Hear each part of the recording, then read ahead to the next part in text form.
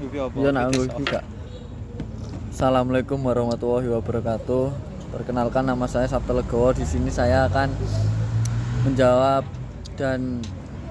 menjawab tugas mata kuliah Aswaja di pertemuan 14 tentang konsep thoriqoh dan Islam Indonesia.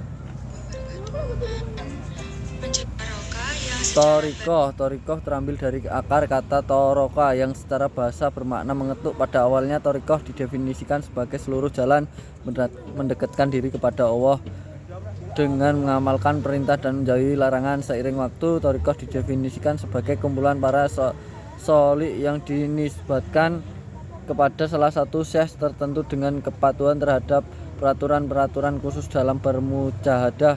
Mereka berkumpul di dalam zawiyah, robat, dan konikoh atau secara teratur dalam momen-momen khusus serta mendirikan majelis ilmu dan zikir dengan teratur.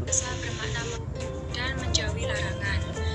Seiring berjalannya waktu, thoriqoh didefinisikan sebagai kumpulan para salik. Mereka berkumpul. Sejarah masuknya thoriqoh ke Indonesia. Sejarah terekat di Indonesia diyakini sama dengan sejarah masuknya Islam ke Nusantara. Islam bercorak sufistik dianggap membuat masyarakat Hindu dan Buddha tertarik karena kedekatannya dengan tradisi spiritual mereka, sehingga proses islaminasi berlangsung damai. Berbeda dengan di India yang terjadi melalui penaklukan dan tekanan, Islam sebenarnya sudah masuk Nusantara sejak abad ke-7 dan ke Jawa sejak abad 11 Masehi, namun belum signifikan. Islamisasi besar-besaran baru terjadi pada akhir abad 14 atau awal abad 15 seiring perkembangan tasawuf akhlaki yang dimulai sejak Imam Al-Ghazali, lalu berkembang dengan munculnya tarekat-tarekat seperti Qadiriyah, Kubrawiyah, Syadiliyah, Nasabandiyah, dan Syatarikiyah. Tarekat-tarekat ini menyebar ke Nusantara mencapai puncaknya pada abad 17 sampai 18 dan hingga kini tak kurang dari 44 tarekat tersebar di seluruh Indonesia. Sejarah Tarekat Mutabarah. Tarekat Mutabarah adalah tarekat yang dianggap atau diperhitungkan. Tarekat Sufi Mutabarah di Indonesia sangat banyak diantaranya, yaitu Syadiliyah. Tarekatnya mendasarkan segala pandangan-pandangan atas Al-Quran dan Sunnah Nabi SAW sehingga masuk dalam kategori Sunni. Dalam pandangan Asyadili, seorang salik harus selalu selaras dengan Al-Quran dan Sunnah, mengamalkan hal-hal fardu dan berakhlak sebagaimana akhlak Rasulullah SAW. Salah satu thoriqoh ini menisbatkan Nasabandiyah. Nama Nasabandiyah terambil dari dua kata naski, mengukir, dan ben atau ikatan. Para pengikut thoriqoh ini menisbatkan kepada Abu Bakar As-Siddiq radhiyallahu an 13 Hijriah. Meskipun begitu, fondasi thoriqoh ini terbangun oleh 4 orang: Salman Al-Farisi, Abu Yazid Al-Bustami, Abdul Al-Khaliq Al-Ghazwani, dan Muhammad Bahauddin Al-Waisi Al-Bukhari. Syah Nasabandiyah. Thoriqoh ini dikenal dengan beberapa nama sesuai eranya: Siddiqiyah, Ghafuriyah, Al-Khwajakaniyah, dan akhirnya Nasabandiyah. Di antara metode usul ila Allah dan dalam thoriqoh ini adalah 1 Rabitoh, 2 Muraqabah, 3 zikir.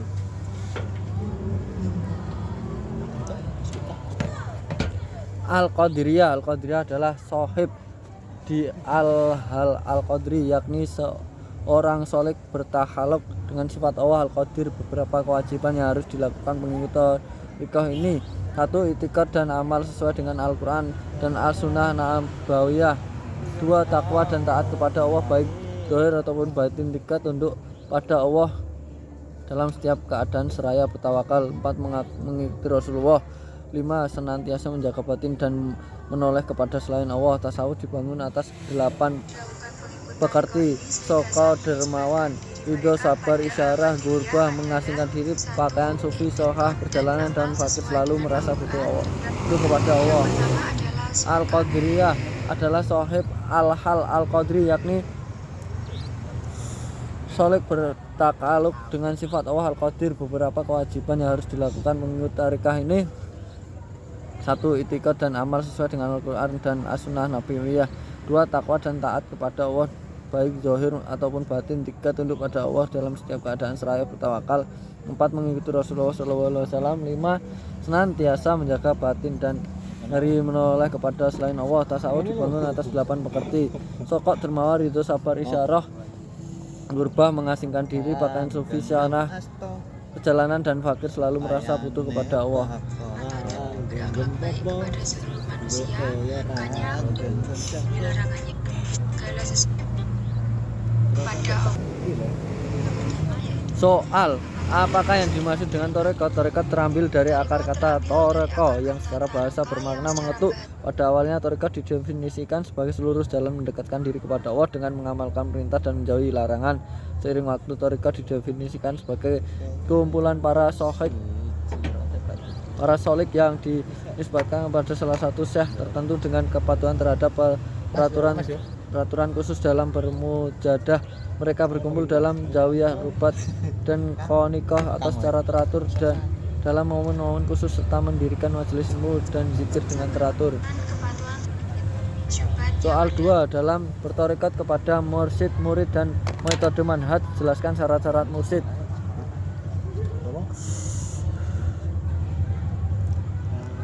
Sebagian di antara syarat-syarat mursyid adalah menguasai ilmu-ilmu yang dibutuhkan oleh murid seperti ilmu fikih dan akidah, sekedar bisa menghilangkan syubhat yang ada pada murid sehingga ia bisa mencukupkan bertanya kepada gurunya, bukan bertanya kepada orang lain.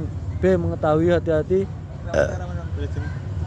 yang sempurna, ada wadahnya bahaya nafsu dan penyakit-penyakitnya, dan cara menjaga kesucian hati. C. Mempunyai sifat belas kasih kepada kaum muslimin terutama para murid-muridnya. D. Menutup aib murid-muridnya yang ia ketahui.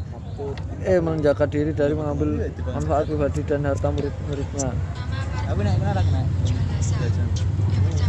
Soal 3. Sebutkan 3 di antara thariqah mutakbaroh di Indonesia beserta pokok-pokoknya ajarannya. Syadziliyah. 5 prinsip pokok ajaran thariqah Syadziliyah. 1. Bertakwa kepada Allah dan baik zahir maupun batin. 2. Mengikuti sunnah Nabi Muhammad SAW baik perkataan maupun perbuatan. 3. Berpaling dari makhluk baik zahir maupun batin. 4. Ridho terhadap Allah atas seluruh apa yang dibagikan untuknya baik sedikit maupun banyak. 5. Mengembalikan segala sesuatu pada Allah dan baik ketika lapang maupun sempit. Nasabandiyah. Ajaran pokok thariqah Nasabandiyah. 1. Robitoh adalah selalu menghadirkan rohaniyah para guru. 2. Muraqabah adalah senantiasa sadar bahwa selalu mengetahui seluruh gerak-gerik hambanya. 3. Zikir-zikir adalah salah satu modasi thariqah ini. Dalam pandangan Nasabandiyah, zikir ada 2 macam, jahar dan kafi. Al-Qadiriyah. Ajaran pokok Al-Qadiriyah.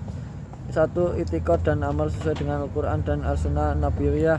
2. Takwa dan taat kepada Allah baik zahir maupun batin. 3. Tunduk pada Allah dalam setiap keadaan seraya bertawakal dalam setiap perbuatan gerak dan diam. 4. Mengikuti Rasulullah. 5. Senantiasa menjaga batin dan menoleh kepada selain Allah dalam segala perbuatan. 3. Al-Qadiriyah. Ajaran pokok Al-Qadiriyah yang pertama dan selain Allah. Apakah soal nomor 4, apakah yang dimaksud dengan robit? Jelaskan. Robitoh adalah selalu menghadirkan ruhaniyah para guru. Sebab guru adalah pintu bagi murid untuk sampai kepada Allah. Dasar dari hal ini adalah firman Allah Ta'ala dalam Al-Quran surat Al-Taubah ayat 119. Wahai orang-orang beriman, bertakwalah kalian kepada Allah dan adalah kalian bersama orang-orang yang jujur benar. Terima kasih.